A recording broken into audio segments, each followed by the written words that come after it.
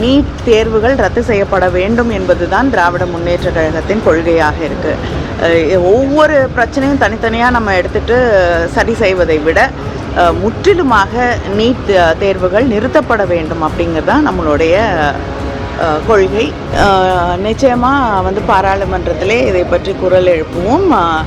அங்கே இருக்கக்கூடிய அமைச்சர்களிடமும் பிரதமரிடமும் இதற்கான கோரிக்கையை வைக்கும். ஆனால் இங்கே நடந்திருக்கக்கூடிய பிரச்சனைக்கு நிச்சயமாக ஏதாவது ஒரு வழியிலே அங்கே பாதிக்கப்பட்ட மாணவர்களுக்கும் பெற்றவர்களுக்கும் நியாயம் கிடைப்பதற்கு வழிவகை செய்வோம். ஆனால் தமிழ்நாட்டுக்கு மட்டும் நமக்கு வர வேண்டிய எந்த பணமும் சரியாக சேருவதில்லை. தொடர்ந்து தமிழ்நாடு வஞ்சிக்கப்படுகிறது.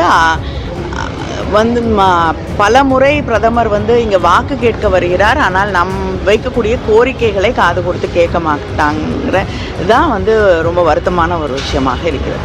ஒரு மாநிலத்துக்கு அவங்க ஆட்சியில் இருக்கக்கூடிய மாநிலங்களுக்கு மற்ற மாநிலங்களுக்கு அதிகமாக நிதி தரப்படுகிறது. ஜிஎஸ்டியில் நமக்கு வரக்கூடிய நிலுவைத் தொகை, அது மட்டும் இல்லாமல் வெள்ள நிவாரணம் அப்படின்னு வரும்பொழுதும் மற்ற மாநிலங்களுக்கு உடனடியாக நிவாரணத் தொகையோ அவங்களுக்கு வர வேண்டிய நிலுவைத் தொகைகளோ விரைவிலே தரப்படுகிறது.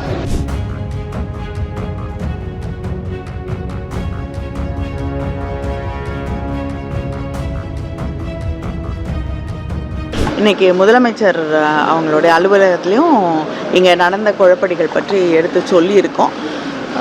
ஆனால் பொதுவாகவே நீட் தேர்வுகள் ரத்து செய்யப்பட வேண்டும் என்பது தான் திராவிட முன்னேற்ற கழகத்தின் கொள்கையாக இருக்குது. ஒவ்வொரு பிரச்சனையும் தனித்தனியாக நம்ம எடுத்துகிட்டு சரி செய்வதை விட முற்றிலுமாக நீட் தேர்வுகள் நிறுத்தப்பட வேண்டும் அப்படிங்கிறது தான் நம்மளுடைய கொள்கை. ஆனால் அதுக்கான முயற்சிகளை முதலமைச்சர் அவர்கள் செய்து கொண்டிருக்கிறார்கள். ஆனால் இங்கே நடந்திருக்கக்கூடிய பிரச்சனைக்கு நிச்சயமாக ஏதாவது ஒரு வழியிலே அங்கே பாதிக்கப்பட்ட மாணவர்களுக்கும் பெற்றவர்களுக்கும் நியாயம் கிடைப்பதற்கு வழிவகை செய்வோம். இல்லைங்க, பண்ணிகிட்ருக்காங்க. இனிமேல் தான் அந்த வேலைகளை ஆரம்பிக்க வேண்டும். மறுபடியும் பரிசீலனை செய்து நிச்சயமாக தருவதற்கான வாய்ப்புகள் இருக்கு. நிச்சயமாக பாராளுமன்றத்திலே இதை பற்றி குரல் எழுப்புவோம்.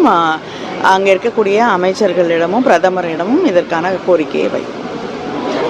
தொடர்ந்து தமிழ்நாடு வஞ்சிக்கப்படுகிறது. பல முறை பிரதமர் இங்கே வாக்கு கேட்க வருகிறார். ஆனால் வைக்கக்கூடிய கோரிக்கைகளை காது கொடுத்து கேட்க மாட்டாங்கிற இதுதான் ரொம்ப வருத்தமான ஒரு விஷயமாக இருக்கிறது.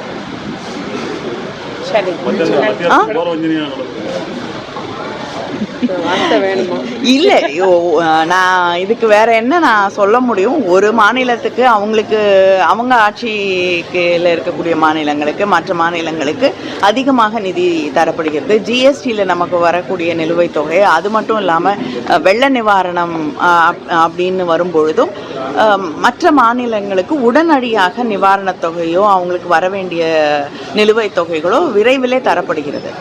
ஆனால் தமிழ்நாட்டுக்கு மட்டும் நமக்கு வர வேண்டிய எந்த பணமும் சரியாக சேருவதில்லை.